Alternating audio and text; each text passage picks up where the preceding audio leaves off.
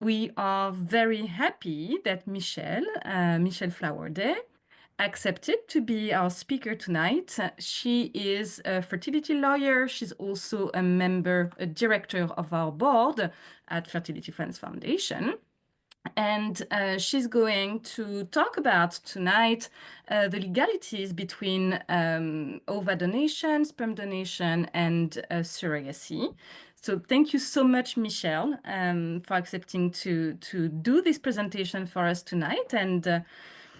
And the mic is yours. Lovely. Well, thank you so much for having me. It's a sincere pleasure to be here and speak with this community of people. And we've broken the ice because now I'm not, I don't really know how to use Zoom. So anyway, it's lovely to be here. Thank you so much. So the goal tonight is to have participants leave feeling like they have a better understanding of the legal process in third-party reproduction. So third-party reproduction, of course, being when you use a third party to build your family. So surrogate egg, sperm, embryo donation. So I want you to leave this webinar feeling like you have a better understanding of the legalities, the legal process, and feel like it's all going to be okay, which it will be. A couple of things about the different references I'm going to make. So as Isabel kindly introduced me, I'm Michelle Flowerday. I have a fertility law firm in Toronto, which I've run for 15 years now, working with people all over Toronto and Ontario and Canada, and people internationally coming here to build their family. And then the reference to Plaid Fertility Law is a web application. It's the technology that I have built over the last year and a half or so and just launched last month. So I'll be talking a little bit about that and how it'll help you in your family building journey and how it helps fertility clinics as well. Okay, so tonight we're talking about the legalities of ova and sperm donation and surrogacy. So the roadmap for tonight is to talk about the 3 legal steps in a family building journey. The longest possible family building journey you can have is a surrogacy, where there are 3 steps. If you are building your family through ova donation or sperm donation only, then just step number 1 will apply to you, and step 2 and 3 just only related to the surrogacy journey. So step number 1 is putting into place the contracts that you will need in order to build your family, the contracts you will need before you can move on to conception and the medical part of, the medical part of the journey, where there's an embryo transfer or an egg retrieval or a conception through IUI or something of that nature. So the contracts that you might need in your journey that I'm addressing tonight are ova donation agreements, sperm donation agreements, and surrogacy agreements. There's, of course, embryo donation agreements, but I've left that out just because it's not as common, and for the sake of time, I'm going to focus on these ones. The second step in any surrogacy journey is the hospital letter. So I'll get into a little more detail. This is just the roadmap. This is where I'm going tonight. And so I'm going to flesh out all of this as we work our way through the presentation.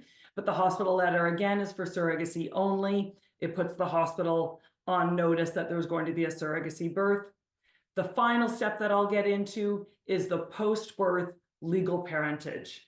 This is the process by which we have parents' names on their child's birth certificate as mother and father, father and father, mother and mother. And in Ontario, we can have even, 3 or 4 parents' names on a birth certificate. So that's the process in a surrogacy journey only.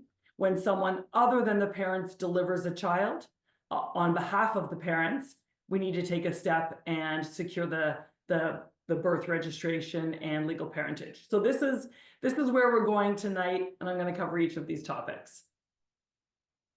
Okay, so step number 1, contracts. So people will, reach out to me and say, do I even need a contract? Why do I need to do this? It's my sister donating her eggs, or my best friend's going to be my surrogate, or my brother's going to be the sperm donor in my same-sex relationship with my spouse, my wife.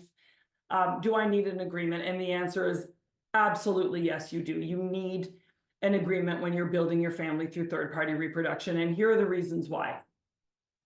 First of all, if there was ever a dispute, and this does not happen very often, so it's unlikely to happen, but if it did, if there was ever a dispute about who a child's parents are, the first thing the court is going to look to, because genetics doesn't tell the story, biology, in terms of who gestated and delivered the child, may not tell the story.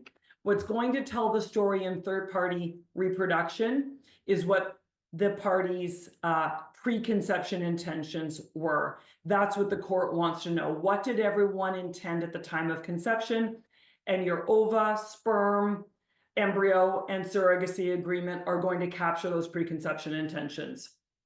They also clearly set out the parties' rights and obligations. They're very detailed agreements that go through, I'm going to get into it in more detail, but it really captures everyone's rights. It sets out their obligations. You can refer back to the agreement if there's any confusion about what those rights and obligations are, but certainly mostly the waiving of parental rights by donors and surrogates, and the acceptance of parental rights by the parents. The parties turn their mind to the really difficult questions in these agreements, so that if these difficult questions were to arise during either during a retrieval or leading up to a retrieval, or a sperm donation, or during a pregnancy, the parties have at least already turned their minds to the issue, worked it out, arrived at an agreement, and so it doesn't become an issue, and we know the path forward because it's already been settled. It protects against duress and undue influence. I don't see this very often, but every once in a while, someone will come to me in a donation or a surrogacy capacity, and I'll ask questions about how did this come to be, and what's the plan, and what are the relationships. And every once in a while, there is a relationship that I feel that I need to explore in a little bit more detail. I've had daughters donate ova to their mothers. I've had employees act as surrogates for their employer. And so we really want to flush out some of these relationships and just make sure that everyone's coming to the third-party reproduction project totally voluntarily, with informed consent, etc. Most clinics will not move forward with the medical process until they receive what's called the legal clearance letter. So that means that this legal part has been completed, the agreement's in place, the agreement's been signed, and certificates of independent legal advice have been signed by the lawyers, and now it's time to move on to the medical piece. Fertility clinics wait for that letter, and they typically will not set a retrieval date or an embryo transfer date, or even release a medical protocol until they have that letter on file. I mean, you can imagine, for liability reasons, and they just want to make sure that everyone's entering into this with informed consent. Finally, the reason to enter into a surrogacy or a donation agreement is we have to talk about the money. So we really detail in these agreements the financial relationship between the parties, which is governed in Canada by the Assisted Human Reproduction Act. So I'm going to sidestep for 2 minutes here and just get the money conversation out of the way, because it applies to every third-party reproduction journey. So let's just talk about it, and then you can ask questions at the end, or you can stop me and ask questions anytime. So we have a piece of legislation in Canada called the Assisted Human Reproduction Act. It's federal, meaning it applies all across the country. It doesn't matter where the parents live, where the donors live. If you are building your family through third-party reproduction in Canada, you must abide by this very robust piece of legislation. For our purposes tonight, what I'm focusing on in addressing the legislation is the financial relationship and the parameters that it sets out. So it was enacted in 2004. So happy birthday, Assisted Human Reproduction Act. It's almost 20 years old. It'll be 20 years old in April. So the legislation is 20 years old, but only about 5 years ago did the federal government finally decide to enact regulations to support the legislation. So we had this broad prohibition against paying surrogates and paying donors, but now we have a much more detailed set of regulations that set out all kinds of very specific criteria in terms of what expenses can be incurred by donors and surrogates, how the reimbursements take place, what forms need to fill out, in what timeline, how long do you need to keep those records. So it's now really quite clear. The regulations don't include any dollar figures. And so what the regulations say is you can reimburse your donor or your surrogate for their reasonable out-of-pocket expenses related to the donation or related to the surrogacy, but you cannot pay or compensate. So the test that we typically do, and I teach clients to do, is what I call the but-for test. But for the donation, would the donor have this expense? Would they have the travel cost or the childcare cost or the lost wages? But for the surrogacy, would the surrogate have these costs, whether it's legal fees, counseling fees, wellness expenses, all kinds of things. And so that but-for test is really determinative in terms of whether an expense can be reimbursed. And there's very clear criteria and categories of reimbursement inside the regulations. The onus is on intended parents to make sure that they are abiding by the legislation. Now, I think everyone should abide by it. The spirit of the law is that all parties involved in third-party reproduction are abiding by the Assisted Human Reproduction Act, but the law actually says no person shall pay or compensate a donor or a surrogate. So it clearly puts the onus on the intended parents, which is one of the reasons it's really important to capture this in a surrogacy or donation agreement. So that's our little sidestep about the money, because every agreement you enter into in third-party reproduction is going to have a very clear kind of detailed section about the money with caps and will be detailed to that particular set of parties' circumstances. Okay. So back to our roadmap, where we are in step number 1, putting into place the agreements that you'll need before you can move on to conception and more involved medical treatment. So one of the things after doing this work for 15 years that I started to notice when I sort of stepped back and had a bit of a broader look on the industry was that there was a real legal bottleneck happening. And so donors would come to me, surrogates would come to me and say, I was medically cleared 4 months ago, 5 months ago. Why are we only getting to legals now? Intended parents would come to me and ask, when can my agreement be drafted? I would just save up a whole bunch of agreements, sit down on a Saturday and just draft all weekend to catch up on agreements because they were so time consuming to draft. So during the pandemic, a light bulb went off and I thought, we should make this a little bit easier for people. I'm just the lawyer. I'm not the fertility doctor. I'm not the other important players in the journey. I'm just the lawyer. What can I do? So I built this web application. So it's online. It's called Plaid Fertility Law. If you want to visit it, .com. And so the way it works is that it's exclusive to the clients of Flowerday Fertility Law. So I use it exclusively in my practice at this point. It's not used by anybody else. And you visit the website, you enter a portal, you'll purchase an agreement, answer questions. I'm going to get into that in a little bit more detail. But the important thing is that it's a streamlined, accessible, inclusive way to instantly produce fertility agreements. I have received support from and approval from the Law Society of Ontario.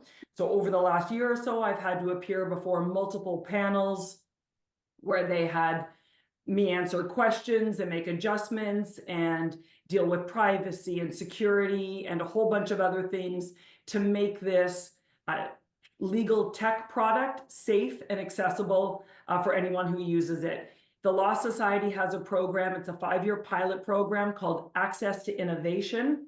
They're trying to get people to develop products like this so that consumers can have easier access to legal services, that they're more available to people. So I was accepted into the program in January, so just last month. Really proud moment for me. That the goal was to get the Law Society to give me their seal of approval, and I got that. So I'm really proud of that part of the project. Okay. So why is Plaid the legal solution? I'm going to address just a few features about it before I get into each of the agreements that we're going to talk about in more detail. So Plaid will instantly create and customize your fertility law agreement. You're not waiting weeks or months for it to be drafted. It can be done if you have the information. It can be done in 15, 20, 30 minutes. Or if you don't have the information, you can go in. The other feature is that you can track your progress. You can pause, you can save, you can go back in, pick up when you have more information, continue on. Once you've answered the questions, the agreement is instantly generated. You click a button and it says, view my agreement. I've built an AI knowledge base that you can go into both on the marketing website, the website where it talks about Plaid, and then inside the portal as well. Once you create an account and enter the portal, there's an AI knowledge base that talks really about, I continue to build it out, but it really covers sort of everything related to fertility law and lots of fertility and questions you might ask about employment insurance and a whole bunch of things, and the knowledge base just continues to grow. All modifications are done inside the web application. You're not emailing changes between the lawyers or anything. It's just everything's done inside the app. There's modification requests that you can review and approve and click, and it automatically incorporates the change. But the most exciting piece for me of this legal project is the legal clearance letter. So one of the bottlenecks, and I'm sure if anyone here is from fertility clinics, they know that sometimes the third-party team has to reach out to the lawyers on the file and say, we don't have the legal clearance letter on the file. Like we're ready to release meds to the surrogate, and there's no legal clearance letter. So the way Plaid works is there's electronic execution. The second that last signature hits, so it's the parties and it's the lawyers who sign certificates of independent legal advice. When that last lawyer's signature hits DocuSign, legal clearance is automatically sent to the fertility clinic. So they'll have it immediately. There's no waiting. There's no texting your lawyer on a weekend. It just goes, it goes right away. Okay. So let's talk about OVA donation agreements. This is one of the agreements that, of course, is covered in Plaid. Now, here's where I'm going to have to start looking at my screen. I knew everything off by heart, but now I have to look up over here. Okay, so you can see the 3 photos that I've included. The first thing that happens is that we're going to answer questions about OVA donation. So let's just talk about OVA donation agreements inside or outside Plaid. There's lots of important things that we need to think about in an OVA donation agreement. So of course, we're going to talk about who the intended parents are. We're going to define them. We're going to define the donor. Donor spouses are never part of an OVA donation agreement because a spouse doesn't have any ownership over a person's gamete. So it's just the donor. We talk about the embryos. So there's lots of important things to think about when we're creating embryos with donated eggs. So who's going to contribute the other genetic material? What can be done with any leftover eggs or embryos when the parents' reproductive needs have been met? We address that really clearly in the agreement. We talk about reciprocal exchanges of information in the future. So if a baby is born because we don't have a donor sibling registry in Canada. One of the things that we include in the agreement is how are the parties going to know that these genetic siblings have arrived? You know, we think about issues of consanguinity, and we want to make sure that kids know that they have genetic siblings. So we address that in the agreement. The exchange of information might be through the agency, the fertility clinic, the lawyers, or it might be directly through the parties if they're comfortable with that, of course, if they're siblings, or if they're friends or in the same community. But even if they're building their family and working with a donor agency and they get to know each other, sometimes it's still just direct communication in the future. So that's what I call the reciprocal exchange of birth information. We also have the reciprocal exchange of health information. That's dealt with if in the future a donor or a sibling or a child of the donor is ever diagnosed with a condition that's considered to be genetic or hereditary, there's an exchange of that information. These are all the things that we're talking about in an OVA donation agreement and planning to, and as I said in an earlier slide, turning our minds to these difficult questions. We talk about the fertility clinic. Of course, that needs to be well defined. Sometimes there's a satellite monitoring clinic, sometimes there isn't, and everything is just done at the main clinic. And then when I say let's set the donor up for success, that's where we talk about the reimbursements. So let's set that donor up for success. Let's make sure that she's got childcare, that if she's a student and she's missing classes, that she's got a note taker, that her travel's covered, pet care is covered, vitamins, all that good stuff that's permitted inside the reimbursement regulations. That's dealt with in that section that deals with setting the donor up for success.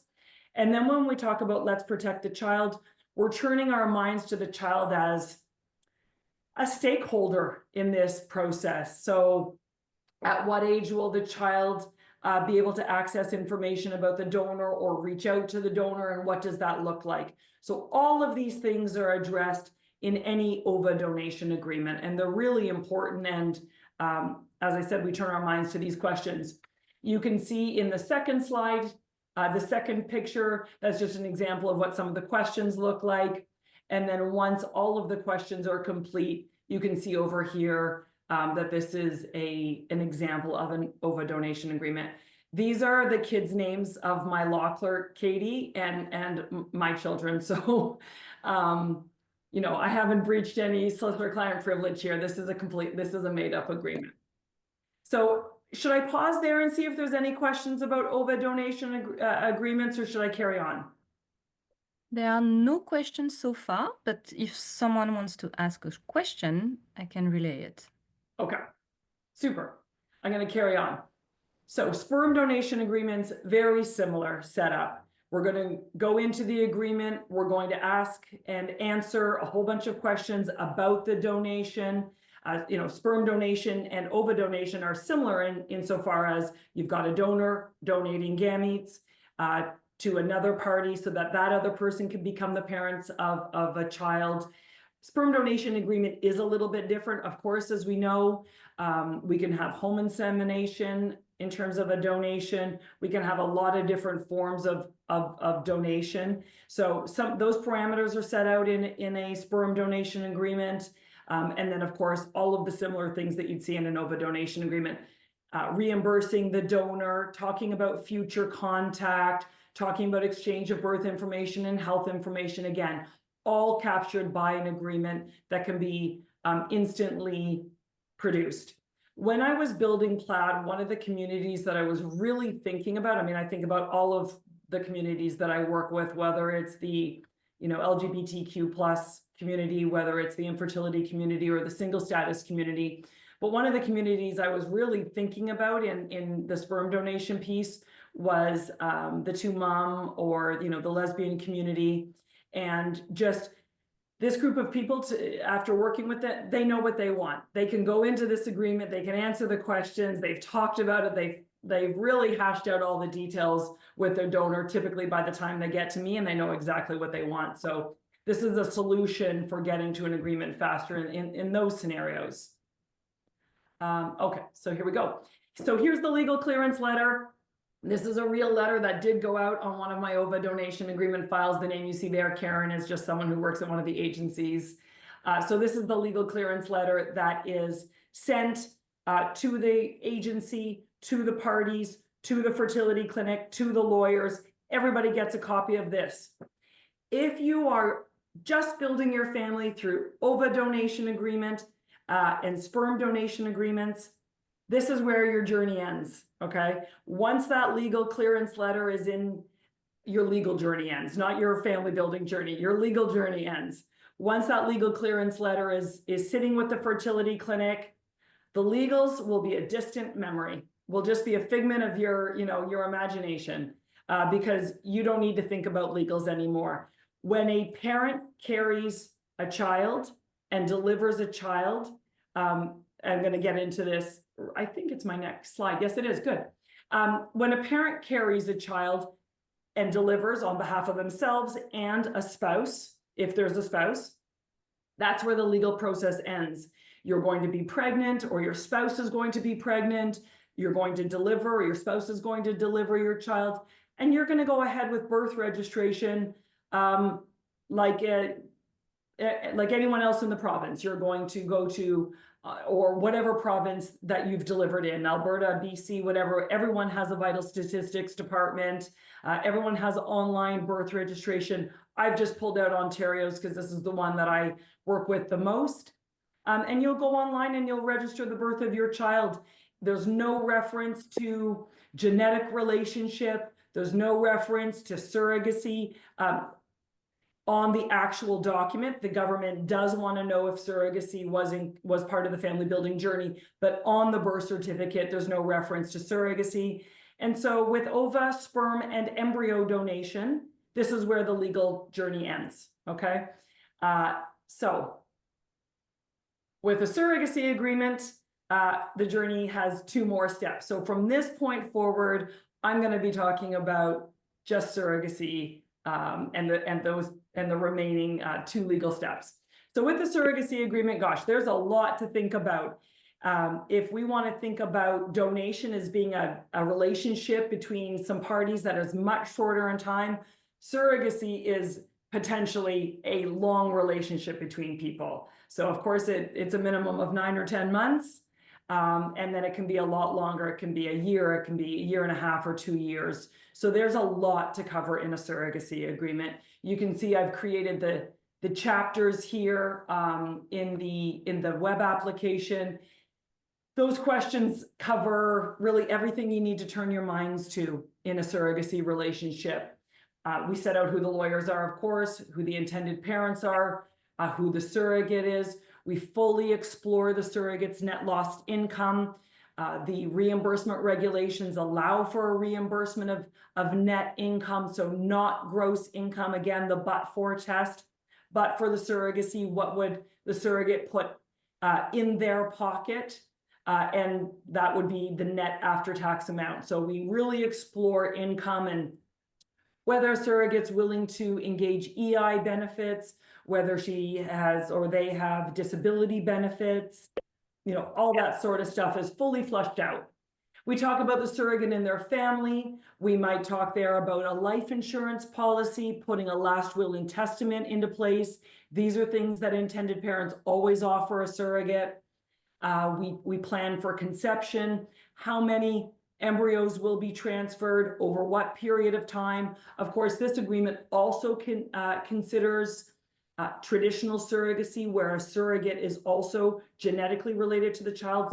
Traditional surrogacy is permitted in Canada. It's actually treated the exact same under the law as gestational surrogacy, where the surrogate does not have a genetic relationship to the child. So traditional and gestational surrogacies are treated the same under the law.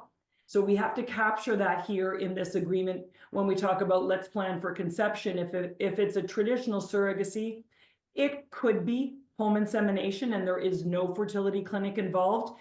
People without the funds to access fertility treatment through a clinic will sometimes consider traditional surrogacy in this way. Even more reason to have an agreement in place with fertility counseling, with independent legal advice, and a signed agreement in place prior to conception, okay? We talk about recovery periods. We plan for the birth. This one, I removed one of the answers so that you could just see that you can track your progress and know as you approach a completed agreement. So here we have an almost completed agreement. The last section is 75% done. We really just have to add in the name of the hospital in this example. We talk about protecting the child, confirming the jurisdiction of birth. We'll get into that in a minute when we talk about legal parentage.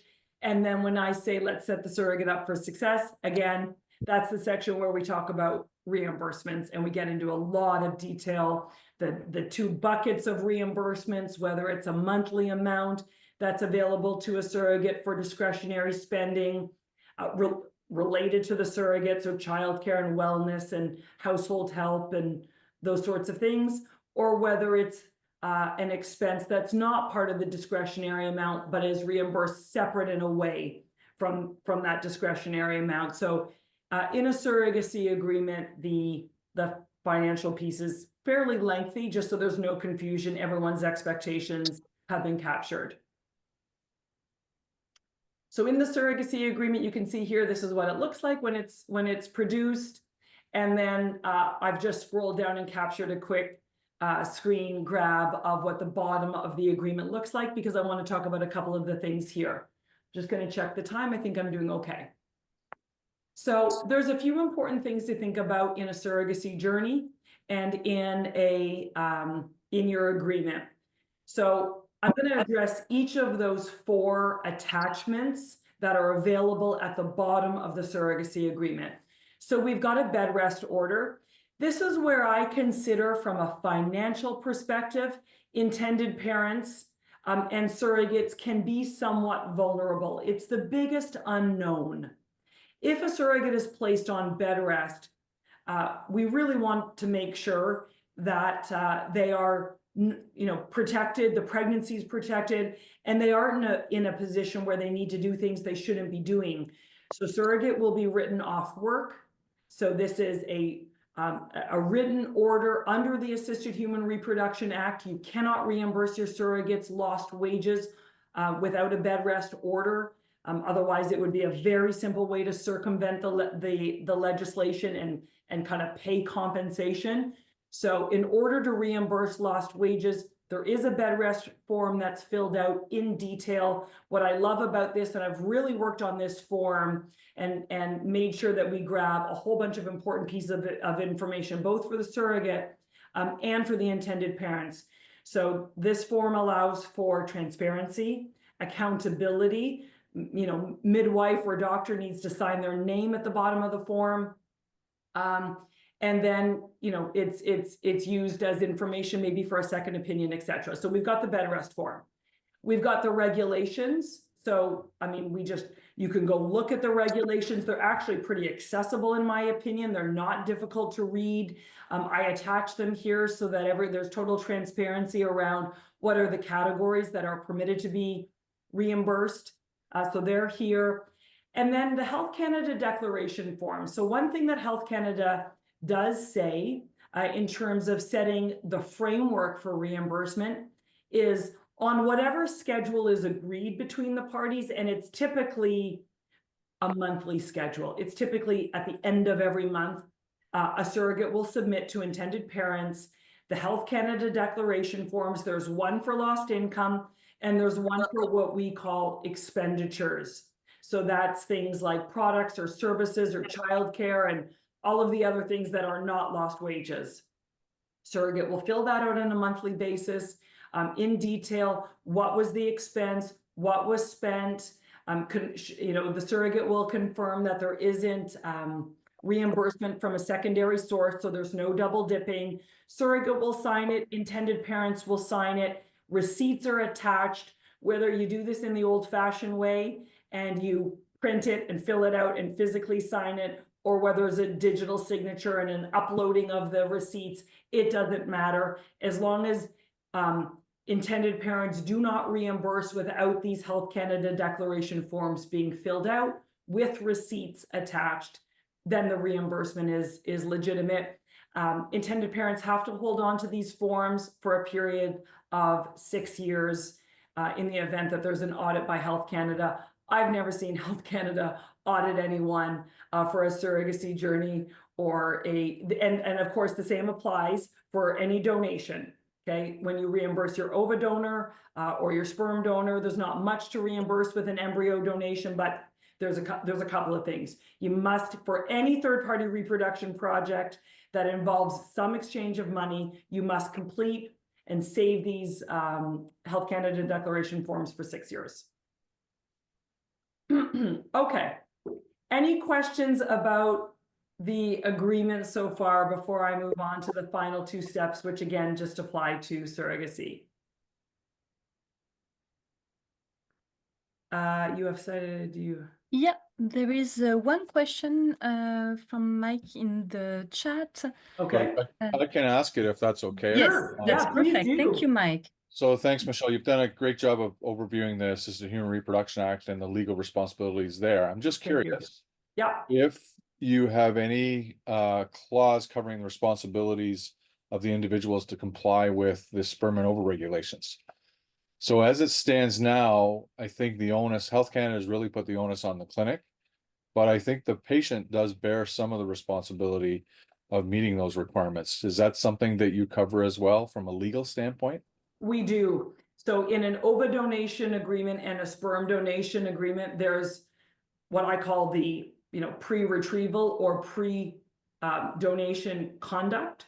And so is this what you're referring to, Mike, is things that they must do, avoidance of toxic, like, is that what you're referring to? Yeah, fall like infectious disease screening and all that sort of stuff. And Totally. yeah, exactly. You've that's dealt with in the both donation agreements and certainly in a surrogacy agreement. There's a lot of prenatal conduct, preconception conduct, prenatal conduct, and that's all very clearly set out in the agreement. I sometimes feel badly about that because sometimes it might be perceived that we're really getting picky about some really minute, like we're getting into the minutia in terms of behavior, but there's a reason we do it. It is just so important, as you say, for the safety of ova and sperm regs and the safety of everybody involved. Perfect, thank you. Okay, good, you're welcome.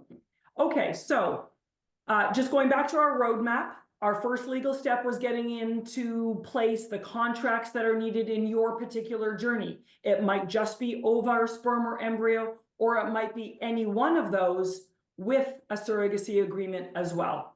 Once those are in place, we're moving forward with conception. Your fertility clinic, and typically a fertility clinic is involved, so I'll assume that, but not every single time.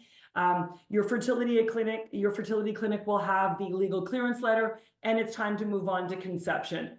We'll cross our fingers with a surrogacy and hope that there's conception on one of the first transfers. When we hear that there is a conception, I always say to clients, come back to me for step number 2, which is the letter that will go to the hospital. The purpose of this letter is to put the hospital on notice, or the birth center, whether it's a birthing center, a home birth with a midwife, a hospital birth. Nobody wants to be surprised that it's a surrogacy birth. People want to know who's who when they arrive for a birth, who's making the medical decisions, whose baby being handed to. It's just such an important experience for everybody, from a safety and memory. And oh my gosh, everyone has worked so hard to get there that we want to make sure everyone's expectations are clearly addressed and set out. I like this letter on file by the point of viability of the pregnancy. So I like it on file by 22 weeks. That's a little early, I think, from a viability perspective, which I believe is 23 or 24 weeks. I kind of like it on file by 22 weeks or so, because if there's a preterm delivery, people are scrambling, medical decisions will very likely need to be made, important ones. We need to know who's making those decisions, how to get a hold of them. If you can't get a hold of them, who's the next in line in terms of making medical decisions, who the guardians are, etc. So it's sent by the lawyer for the intended parents. Okay, typically it's just, drafted, pulling out important clauses from the surrogacy agreement, and then other things are added. So typically it's the lawyers for the intended parents who send it. So why do we send it? We want to recognize the intended parents as the custodians of the child as soon as the child is born. We want to make sure, as I said already, that they're the medical decision makers. I've said already that it's sent anywhere between 20 and 24 weeks. 24 weeks is the latest I like to send it, although sometimes I'm brought onto a file and it's 32 weeks. And the first thing we do is we get that letter on file. As I said, we pull out all the important clauses from the surrogacy agreement. So this is not a place where there's a secondary lawyer involved. So unlike step number 1, where you're putting into place your agreements, there's always independent legal advice. There's a standard of practice that I have that I will insist that your donor or your surrogate obtain independent legal advice. It will be a very rare case where someone would talk me into being involved in a surrogacy agreement where someone waived their right to independent legal advice. It's not mandated by law, but it is absolutely best practice to have that independent legal advice. But once we get here to the hospital letter, there's really no need for a secondary lawyer involved in that expense and sort of just that complication, because everything's already agreed upon. Everyone wants the same outcome, which is a super positive, safe experience for everybody, including the baby. And then my last point over here is, where is it sent? Well, it's sent to the obstetrician, as I said, the midwife, the social worker, the nurse manager. I ask people to keep a printed copy and a digital copy. I have had surrogates give birth at hospitals they did not intend to give birth at. And so I like the letter to be pretty nearby and accessible if possible. So that's step number 2, is just a little step in the middle, doesn't take long, but I think it's an important one in a surrogacy journey for just to get the conversation started. The final step, okay. This is the most exciting step. Of course, this is our legal parentage. This is getting your names on your child's birth registration as the parent or parents. You've worked really hard to get here if you're the intended parents. If there's surrogates and donors on this call, well, you've worked really, really hard too. Okay, so unlike the federal legislation, the Assisted Human Reproduction Act, which is, as I said, all across the country, legal parentage is provincial. So the process of getting parents' names on their child's birth registration documents depends on where the birth takes place, okay? And so all provinces are open to Canadians, except for Quebec. This is a really important distinction. Quebec last year enacted legislation that set some very strict parameters. Surrogacy in Quebec is for Quebecers only, okay? You have to have lived in Quebec for a year in order to have a surrogacy. They call it a family project in Quebec, okay? So provincial legislation for parentage. A couple of important things. So before you start your parentage project, your family building project, you need to know, plan as best as you can, where is this birth going to take place, because it matters. If you are building your family through double donor embryos, so either embryos that you've received through an embryo donation with an embryo donation agreement, or whether you've created embryos with ova and sperm, and so there's no genetic relationship between the child and the parent, and a third party is giving birth to your child, well, in all provinces except for 2, Ontario and BC, one parent must have a genetic relationship to the child. So, if you've got double donor embryos and you've matched with a surrogate in Alberta, that's problematic. My suggestion is that you speak to a fertility lawyer in advance of formalizing your family building project to make sure that you can achieve the legal result you want to achieve, that you intend to. Otherwise it'll be a bit of a legal mess, and it'll be expensive and very stressful and very time consuming to correct that error. So you do your due diligence in advance, understanding the genetic makeup of the embryos, where the birth is going to take place, and consult a fertility lawyer before you move forward with your project. I'm going to just focus on Ontario for a couple of minutes. I don't know how many here are from Ontario, or if we have any non-Ontarians on the call, but you still may have a surrogacy birth in this jurisdiction, so a couple of important things to know. In Ontario, there are two different ways to become the legal parents of your child. We have a piece of legislation here called the Children's Law Reform Act, the CLRA. And like every other parentage legislation across the country, it presumes that when a person gives birth, that person is a parent. I mean, this is a standard presumption in all parentage legislation. Otherwise, it would be very difficult for parents to go ahead and register the birth of their children. When someone other than a parent delivers a child for the family, you need to take a proactive legal step after the birth. So that brings us to this point. In Ontario, there's two different ways you can become the legal parents. One of them is called a statutory declaration, and the other one is a declaration of parentage. They sound similar, but they're actually quite different.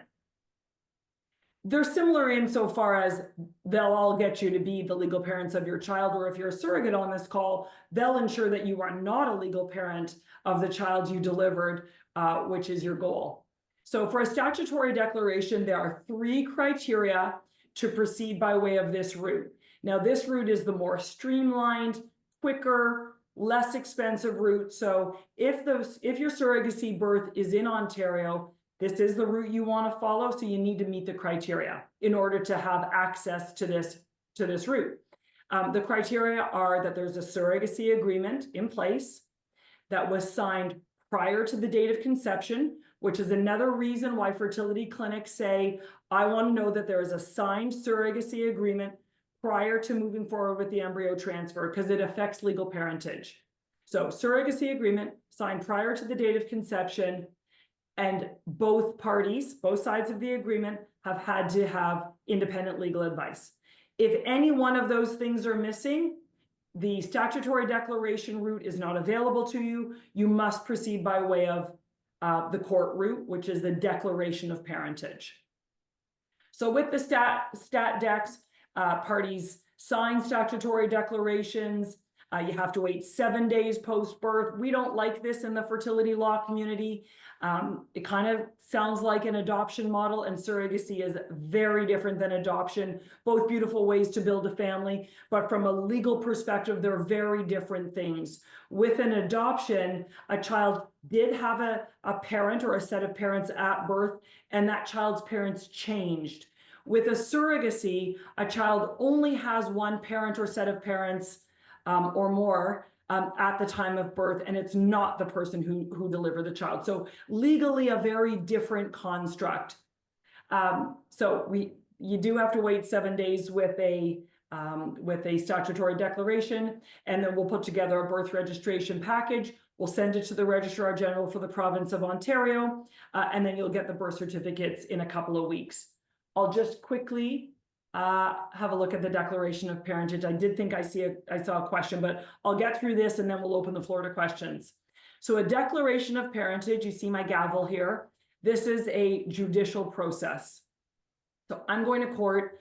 I'm appearing before the Superior Court of Justice, which has jurisdiction over these matters, and I'm getting a judge to sign a court order that declares the parent or parents to be the only legal parents of their child. And there's a non-declaration of parentage part of this court order. Because in Ontario, we can have 1, 2, 3, or 4 parents on a birth certificate. We have an extremely LGBTQ friendly, legislation, understanding that families are formed in a bunch of different ways. We can have 2 dads, 2 moms, all parents of a child.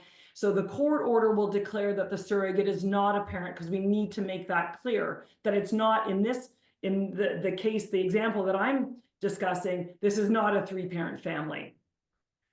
Okay, so it's a court order. Yeah, we declare that the child's parents are who we intended them to be pre-conception. And then we have the court order that the birth will be registered in the names of the intended parents. That court order is usually about 10 days after the birth. We can sign documents immediately, as long as it's convenient for the surrogate, as long as it's convenient for the intended parents. I'll sign documents the day after the birth. I typically have them drafted a couple of months in advance because I worry about preterm deliveries and everyone scrambling and me not being ready. So as soon as your birth in Ontario happens, and if you know you're proceeding by way of the judicial route, we can sign documents right away, kind of speeding up the process. And then we will get the court order about 10 days after we sign. Birth certificates come a few days after that. And so with a judicial process, the declaration of parentage, you're leaving this process with two documents, the court order and the birth certificates. With the administrative process, you're only leaving the process, with the birth certificates. And usually that's all you need. Sometimes, even when parents have met the 3 criteria, the surrogacy agreement signed before conception with independent legal advice, sometimes they still say, Michelle, we need you to go to court. We do need a court order because we're a same-sex male couple. One of us is from Spain, Italy, France, Germany, wherever. We're going to need to go get citizenship. And we know from an immigration perspective that they're going to ask us for a court order because, they scrutinize surrogacy a little bit more closely in those countries. So there are other reasons why you might proceed by way of the declaration of parentage route, other than, just not meeting those 3 criteria. And that's it. Those are our 3 legal steps. The agreements, the hospital letter, the legal parentage, and then, as I said, this whole legal thing is hopefully a distant memory, and you're off raising your family. That's it. Any questions? Thank you so much, Michelle. It was really, really great to have the breakdown of the journey. We received a question from Vicky. Okay. Can you see it, or do you want me to read it? I cannot see it. No, Okay. So yeah. can one party waive their right to independent legal representation, say if they are lawyer or law students themselves? You can. Nowhere in the law does it say that there has to be independent legal advice, but so yes, you can. You can waive the right to independent legal advice. That is permitted. Just remember that it will, if you're building your family through surrogacy, it will, and the birth is in Ontario, it will affect how you become the legal parents. And the other thing is, some fertility clinics, even though it's not mandated, some fertility clinics say, we want to know there was independent legal advice on both sides. And so fertility clinics want to proceed in the most safe way because they have a horse in the race, and there's liability issues. So although it's not mandated by law, it's absolutely best practice for a couple of different reasons, but you can waive your right. Vicky asked a follow-up question. She said, Sure. You mentioned needing it for a statutory declaration. So that's right. So if the birth is in Ontario and you could have otherwise proceeded by way of the statutory declaration, I call it the administrative route, not the judicial route. If you didn't have independent legal advice, then you cannot proceed by way of the administrative route for your birth registration in Ontario. You will have no choice if you didn't receive independent legal advice from someone other than you can't receive legal advice from yourself. It has to be a lawyer who signs a certificate of independent legal advice. You'll be required to proceed by way of the declaration of parentage, the judicial route. Thank you, Michelle. And a message from welcome. Caroline. Is there any part of the process that tends to have more problems than others? The agreement process. Yeah. Putting into place those agreements is definitely the hard work gets done up front. So navigating some of those really sensitive issues, It could be the money piece can be really important and kind of a sensitive issue, depending on the party's means.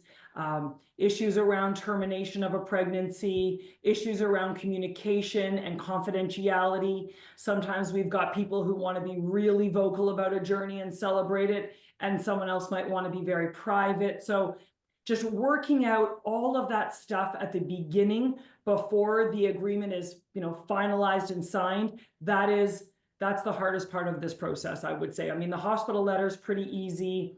The legal parentage, everyone's over the moon at that point. So definitely step number one, putting into place those agreements is the most challenging, but with the right people involved, lawyers who are just looking to support their clients, not throw sand in their gears, an experienced fertility lawyer who takes a really conciliatory as opposed to kind of acrimonious or more aggressive approach to the file. With those supports in place, with a fertility counselor, the process can be and typically is very smooth. Thank you, Michelle. I'm going to share the recording of this meeting with all the people who registered to the webinar. Oh, great. Can you cut out the part at the beginning where I didn't know how to use Zoom? Of course, I will. I will edit it. But I was thinking that maybe some of the people attending the webinar now would love to contact you on the side.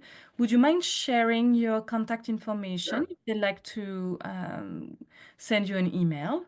For sure. Yeah. So I can be reached at michelle@flowerdaylaw.ca. You can just Google Flowerday Law. There's only one, and you can reach me through there, or you can call me.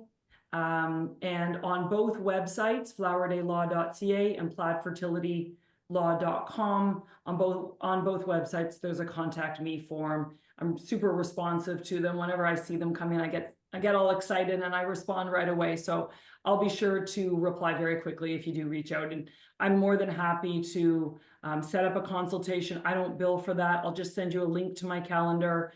We can do a half an hour, or 45-minute, or an hour call, depending on what your needs are, and just walk you through, and I can just give you a layout of what your specific journey could look like.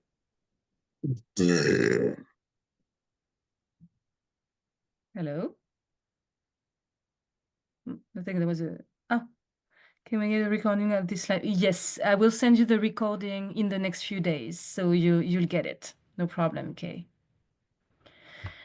Thank you so much, Michelle. Thank you for this wonderful presentation. Thank you all for being part of it and for listening. Next webinar for FFF will be on March 31st, and it's going to be on endometriosis and fertility with Dr. Shaw, who is a doctor at Olive Fertility in BC. Thank you so much and have a good evening. Everybody. Thank you again, Thank you Michelle. so much, Isabel. Bye. Bye-bye. Good night. Good night.